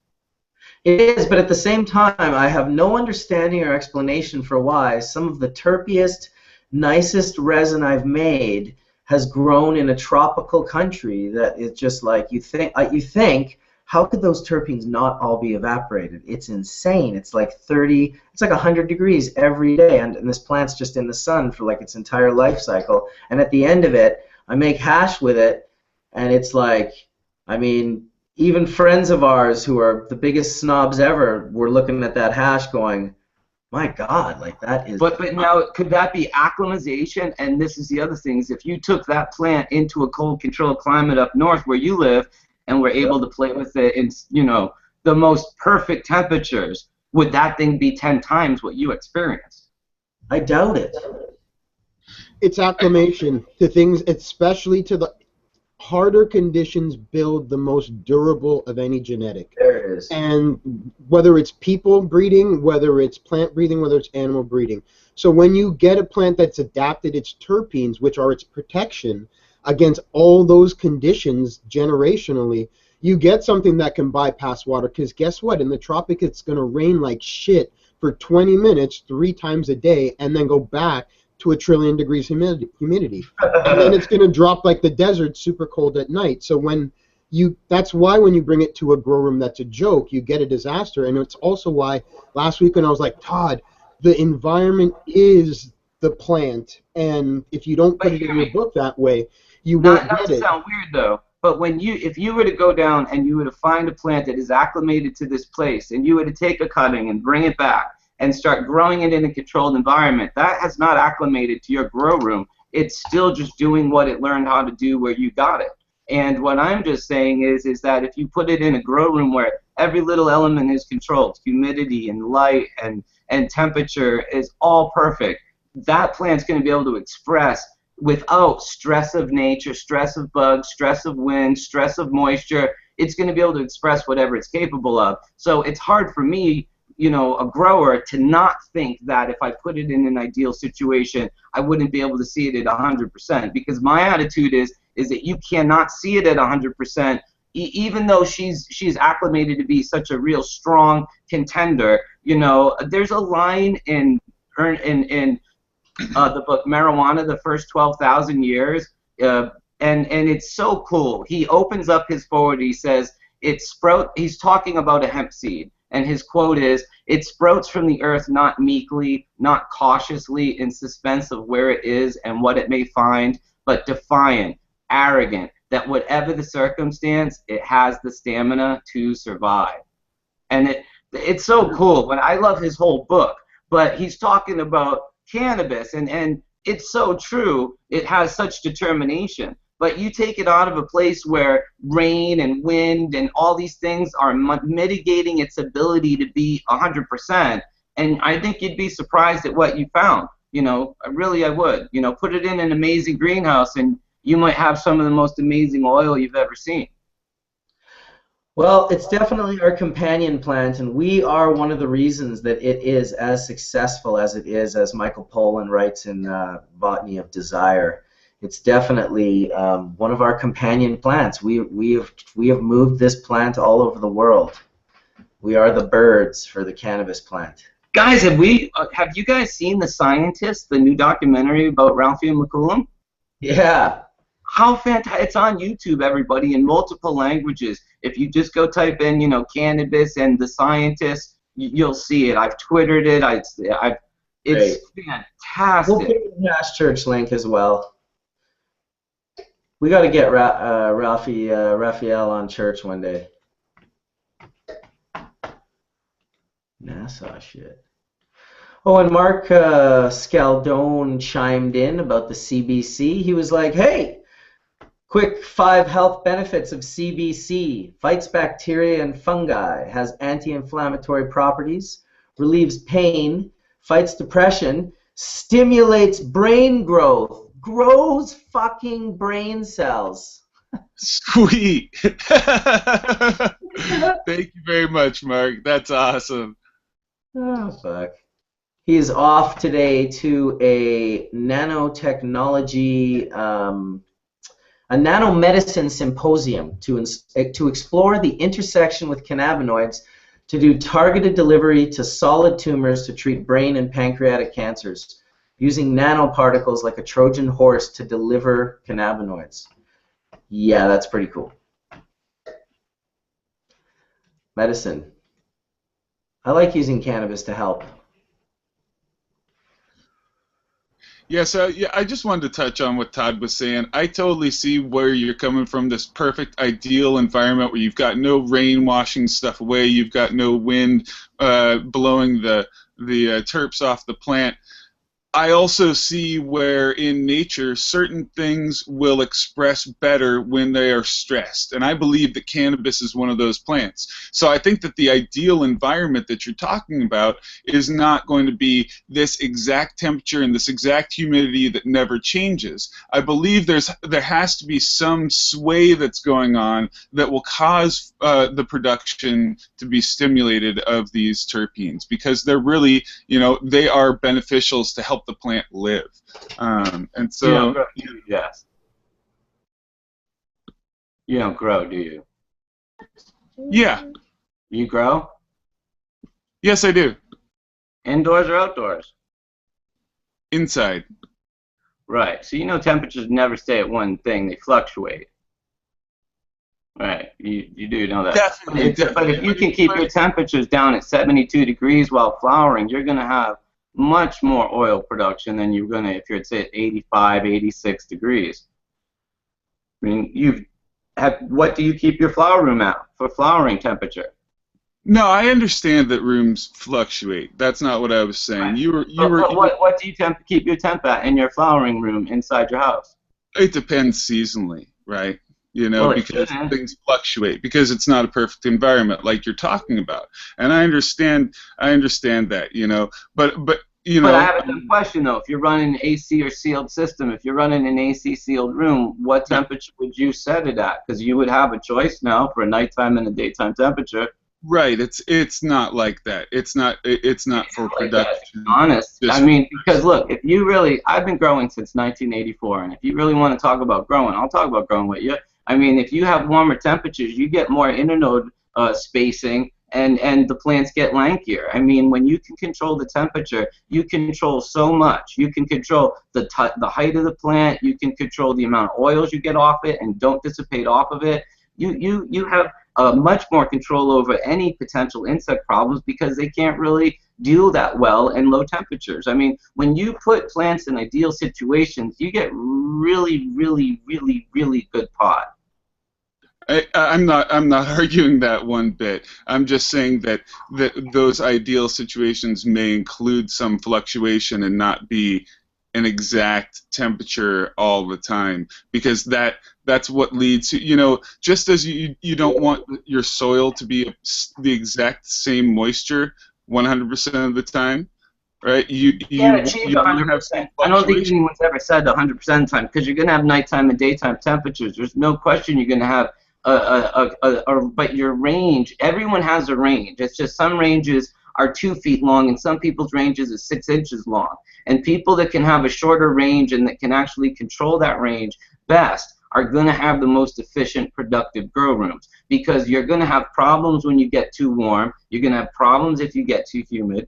And this is just part of growing. You're going to have insect populations rapidly grow if it's too warm, too moist. You can get mold issues if it's too warm, too moist. I mean, realistically, controlling this isn't something that, I mean, on a serious note, if you're really growing, if you're spending a lot of money for building a big grow room and you're trying to do this consistently, you really can't afford. If you're doing 2 or 3 lights or 4 lights or 10 lights and you're just fucking around, then I could see it not being a big deal. But people that are trying to produce a consistent product, I don't know. I think they're trying to make consistent grow rooms, in my little opinion.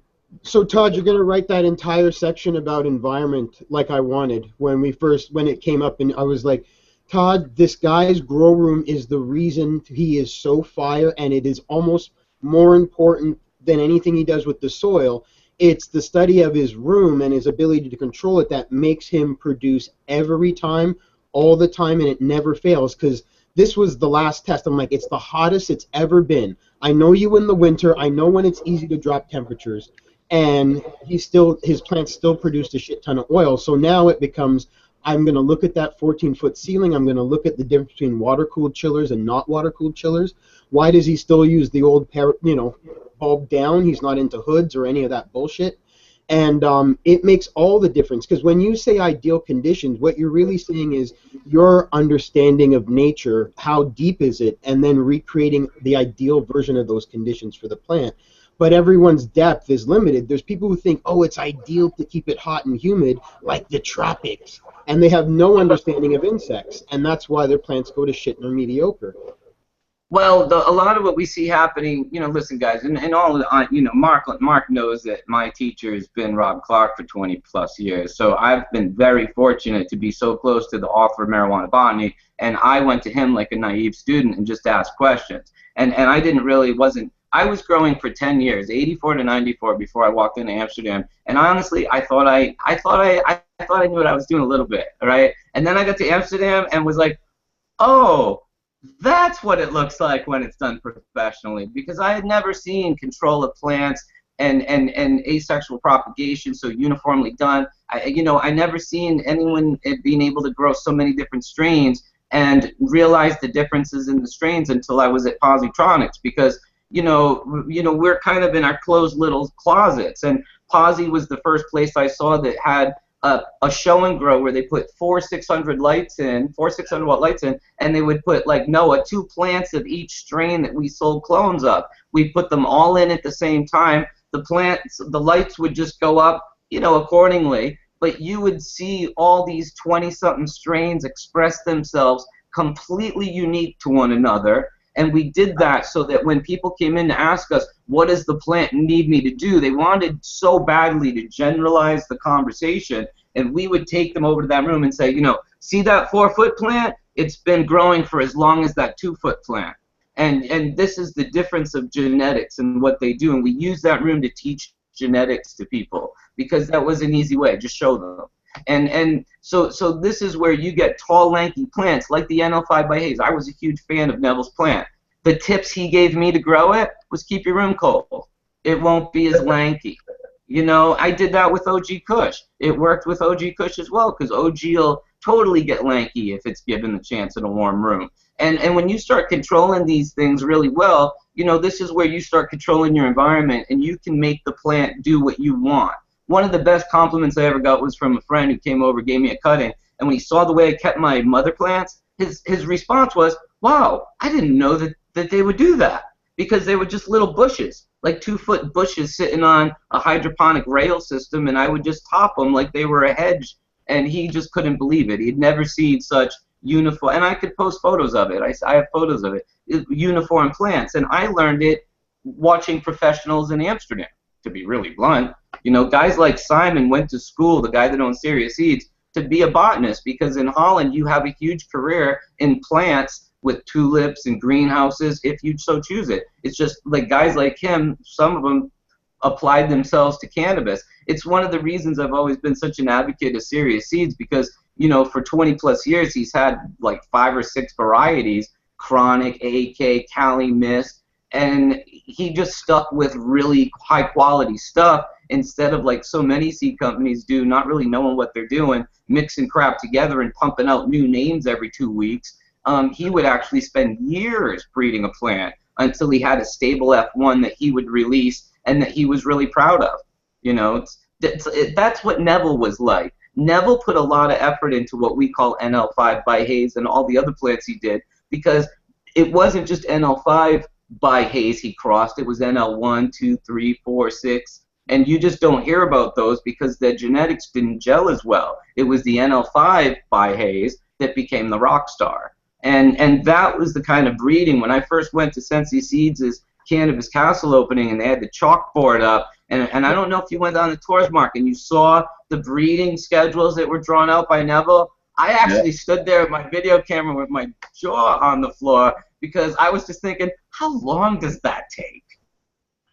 You got to flower all of those out, try it, cross it, try it, cross it. Jeez. Yeah, it's pretty wild. Those were unique times there, the Cannabis Castle. Yes, they are. Yes, we might be doing some hash churches from there coming up, actually. Reopen it. We've got some chatty chat going on in the chat. Bunch of people chatting away. This is going to be a short hash church, maybe just another 20 minutes, and I'm going to make my way to my camping trip. Got time for a few more buds. Dab, wishes? Where are you going to camp? Or maybe you shouldn't say. Okanagan. Huh? Going to the Okanagan. Wow. Yeah. Very, very fun spot. Very, very beautiful, nice, warm. It's where most of the fruit in BC is grown. Peaches, and that stuff. Cherries. Hey, I'll see you all next time. I'm going to take off. Thanks for coming out, Jeff. Much appreciated. Have a great day, bud. All right, you as well. Enjoy the camping trip. Well, yeah, man, absolutely. It's been too long. I don't get camping often enough these days, so just getting out every once in a while, like once a year if I'm lucky, is important. NL is Northern Lights. Northern Lights, yes. Got a nice old cut from Doc Atomic from some old strainage of his. I don't know if it was a 84 or what it was, but it was definitely OG style Northern Lights. Herbs like you don't see so much anymore. I wonder where they are. You know, we were talking about that old stinky skunk genetic that used to be around. The one that smelled like skunks, was really acrid. Yeah, roadkill. It's kind of rare now. I don't see it. Right? It was a New England thing. That's what I had first when I was growing. When I got weed, it was supposedly coming out of a greenhouse in Vermont, but that could have been as bullshit as I used to tell people it was grown in a cave in Alaska, so. I used to say the aromatic caves of Alaska. Man, you don't understand. When it's grown in a cave, man, the THC, it's gonna get you fucked. Buy it. I bought all that hype. I love that hype. Tell me a backstory. When I was a teenager and we started getting really crystally pot, I'd call it Alaskan snowbud, grown in the aromatic caves of Alaska. Aromatic snowbud. Yeah, I would always joke. Grown in igloos. Well, yeah, you know, I think that if if it just completely became legal, like totally, completely legal, and it was suddenly time for everyone to be like, show me what you got. Like, this is, you want to play the game, like everyone just put their shit out on the table, and the people who have the 5 or the 10 best are the people that are going to definitely be moving on to the next project. And I think you would see an unbelievable amount of product. You'd see random dudes that are just like, I'm the only one that has it. I don't give it to anyone. It's like, oh, well, thank you so much for the great work that you've been doing, you fucking hoarding douchebag. But in reality, share your strains. It's a good thing. People need them. We're talking about, you know, when we say help, it's not like you have to, like, grow resin and make and extract and process and do the whole nines and make a product and then give it to someone, and that's how you've helped them. But sometimes it can be just as easy as passing a clone, not even with roots. That's how wonderful this plant is. You can just fucking snip it with scissors and be here. Here you go. And it's more around. I mean, the only reason strains aren't more around is because people hold on to them. I guess they fear another guy's grow environment will express the plant more than that. That's the fear, that their understanding of the plant is limited and their ideal conditions turn out to be false and giving away. Can I say two sides of that though? You know what? There's those that are afraid. You know, for instance, OG Kush has been a burden and a blessing to a lot of us that's had it, and it's been a beautiful experience for me in a way. But when I first got that plant, I was asked not to give it away or not to trade it, because in the 90s there was a small group of people growing it that were making, you know, they were making it really well, and they had a high quality and they were selling it for a right price, and they didn't want the clone getting around to everybody so they could decrease the quality of the product and ruin their own market. So they wanted to share it with people, but it was like a whiskey recipe that was in the family, and they didn't live. You know, Jack Daniels wouldn't be Jack Daniels if they let everyone in the world have their whole number 7 whiskey recipe.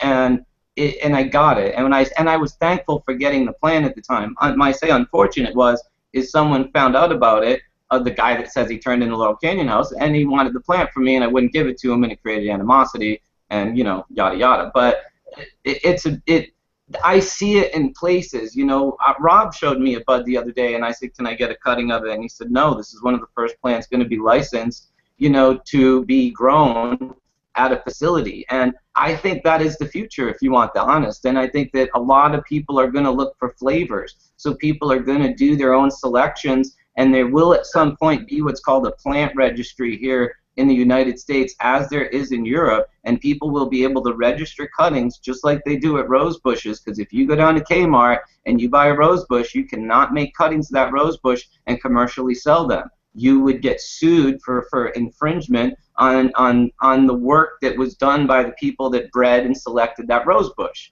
That's going to happen to cannabis, no question.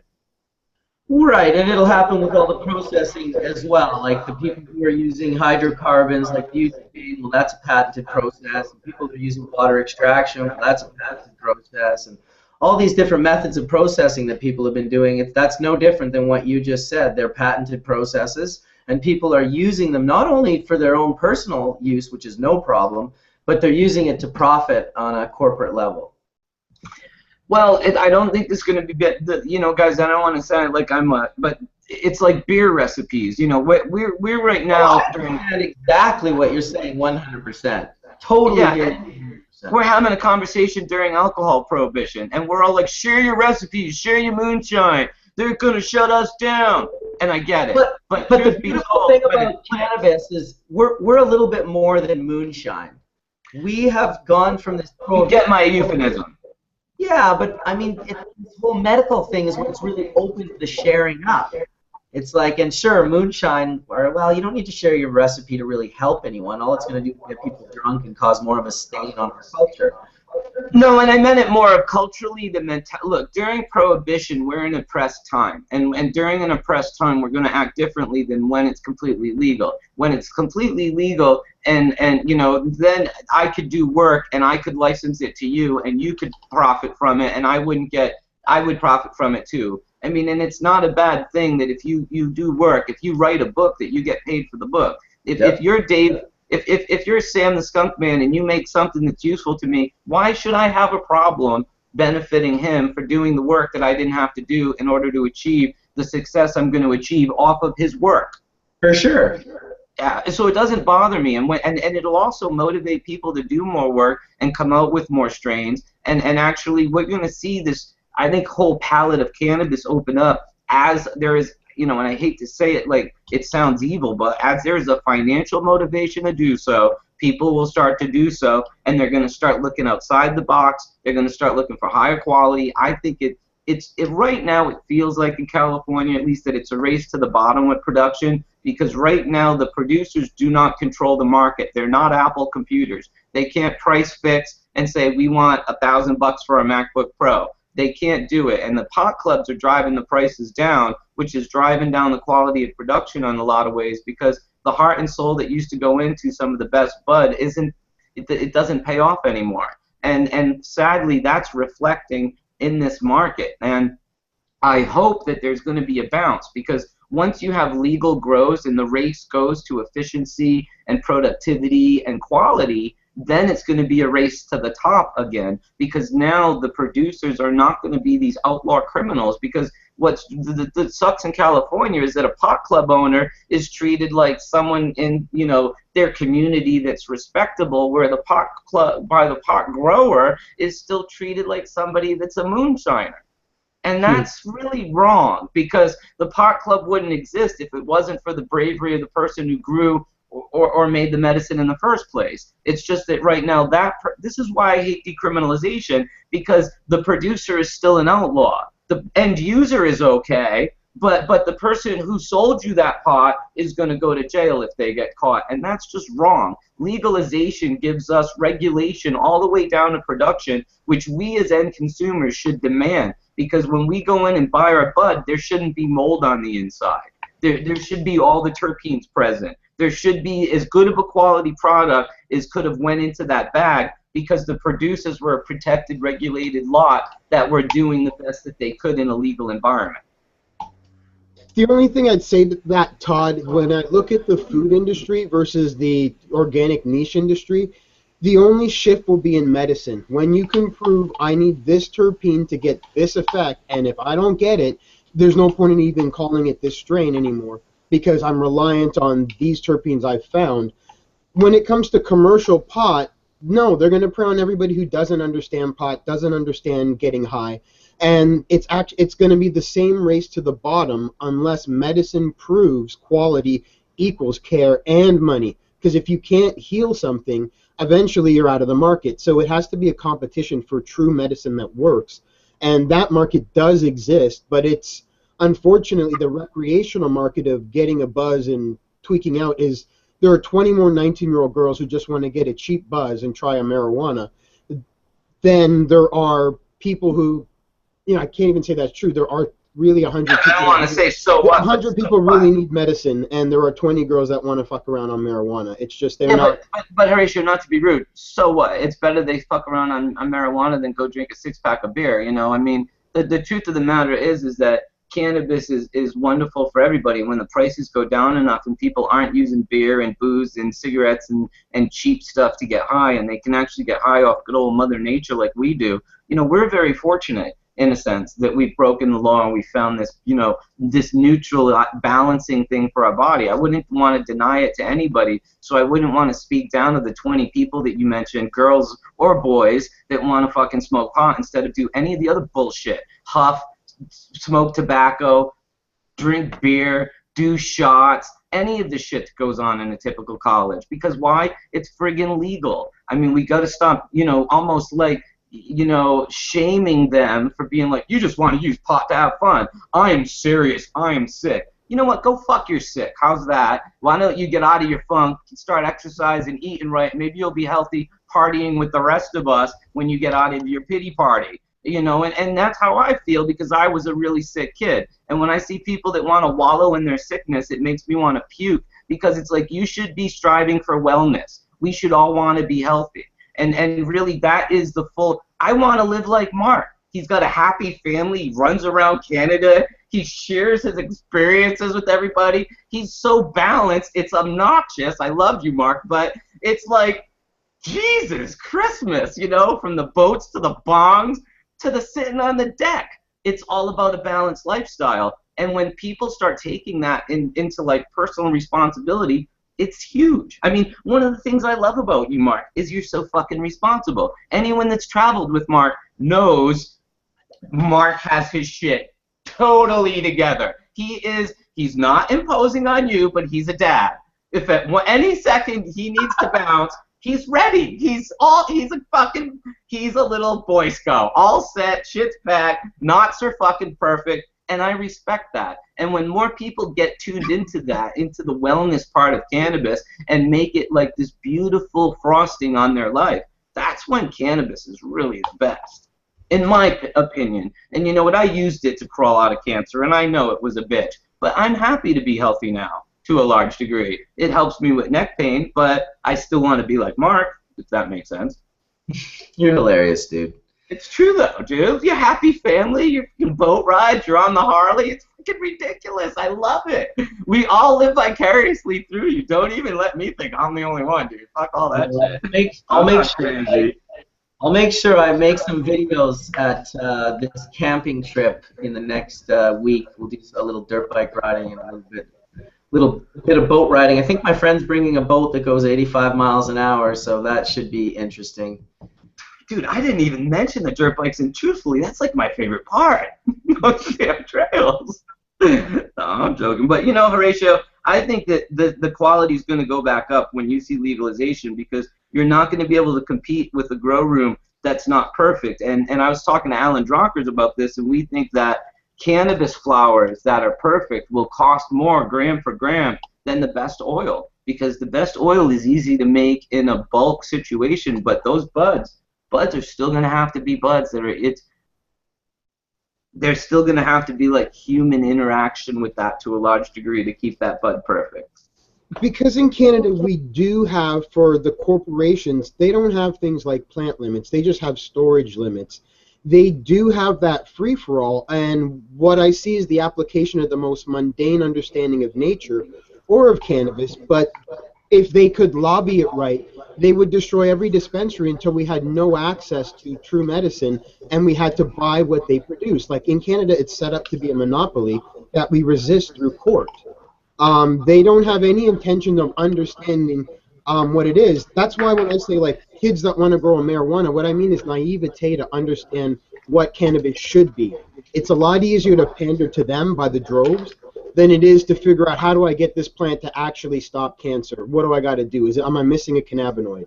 It just seems that there's a lack of. It's easier to make money with the non-serious people than it is to drive an industry that if you're serious, you get the best cannabis, which is both recreationally and medicinally the best. You know, I want to just say, I love you, but you're being pessimistic, and I think that we haven't seen that happen yet in anywhere. I mean, the quasi-legal industry that's existed in Amsterdam for 40 years, from like the Bulldog on, has even been a closed system where it's not really been regulated. It hasn't been taxed only by the front door, not the back door. The producers are still criminals. The coffee shops can't own greenhouses. It's still a screwy system. We haven't seen, except here in America in the last little minute, in places like Colorado and stuff, have we started to see implementations of professional grows going in to supply an outlet to sell it from. And this is unique in a way, because even the pot clubs that exist here in California buy pot and sell pot that is grown locally. None of them have a license or an ability to cultivate it themselves. When you get into a situation where you can legally do that, you're going to see house brands, no question. You're going to see like, and you're going to see the quality go up, because I think that, you know, shit, if someone that could afford to do it and knew how to do it really well could, why wouldn't they? You know what I mean? Because if you were running an outlet and you were running the production, wouldn't you want that production facility to be as efficient and as perfect as possible so that your end quality product is polished as it could be? I mean, you would be in both positions, Horatio, is what I mean. And then you would be in a third position, which is now you're controlling a subsidiary of your company that actually does your processing, be it water, be it solvent, be it dry sieve. you're going to have these breakdowns in processing because it's the natural progression of it once you're doing it. So do you think I would become a microbrewery in the end, or would I become Coors Light master brewer? It depends, like, Jack Daniel's is on the historical registry as the first, registered distillery in America. And the thing is, the quality of your product, the consistency of your product, your ability to market your product will be what defines yourself against Seagrams.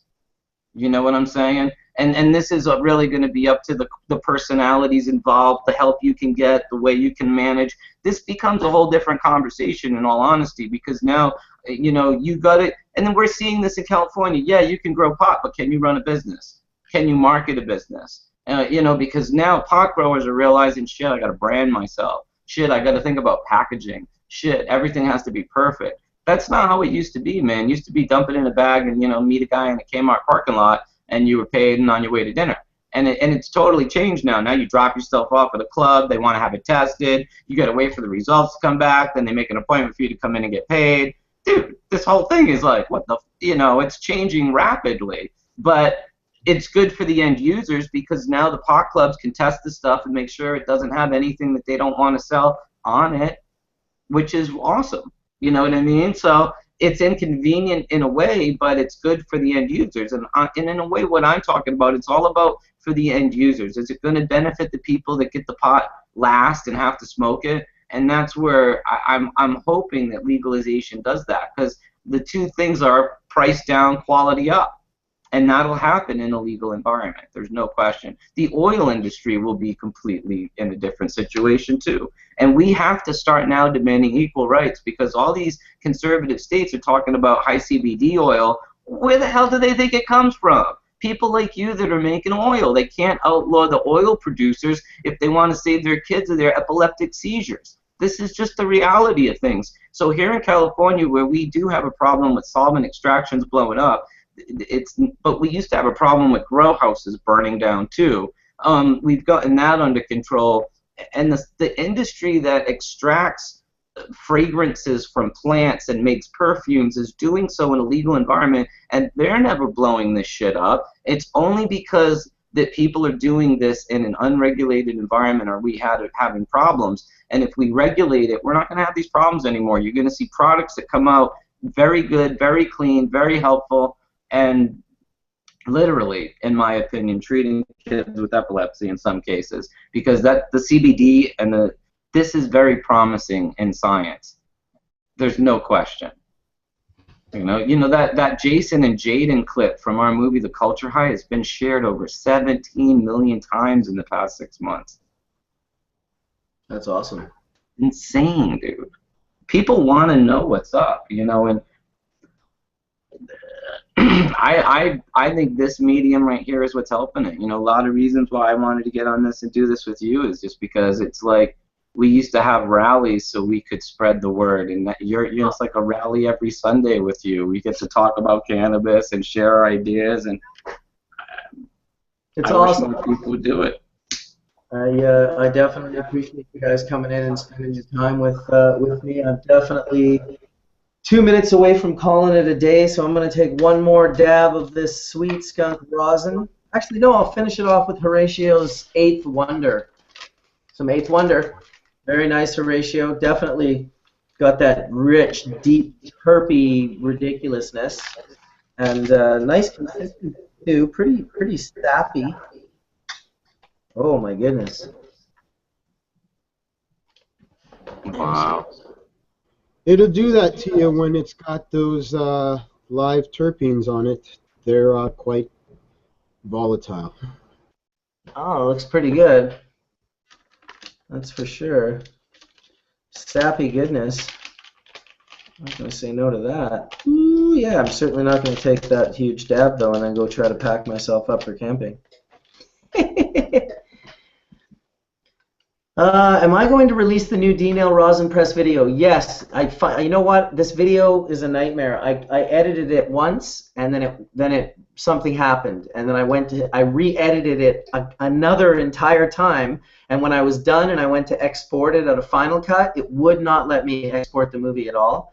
So then I edited it a third time from start, in iMovie, and I managed to get that shared, and then Hash Church was starting. So after the second I get off here, I will update the D-Nail press video. It's about an hour long. It's definitely long. And I press flowers, and I press hash as well. So it's definitely will be fun to show the unit in use and have a video for it on its own. But yeah, last dab for the Hash Church, and then we're going to call it a day. Thanks, Horatio, Todd, and Tony for sticking it out.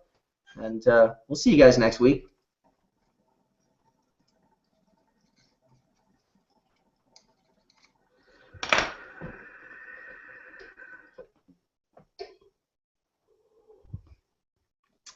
Finishing it off with that 8th Wonder. Thanks for watching, everybody. See you next week.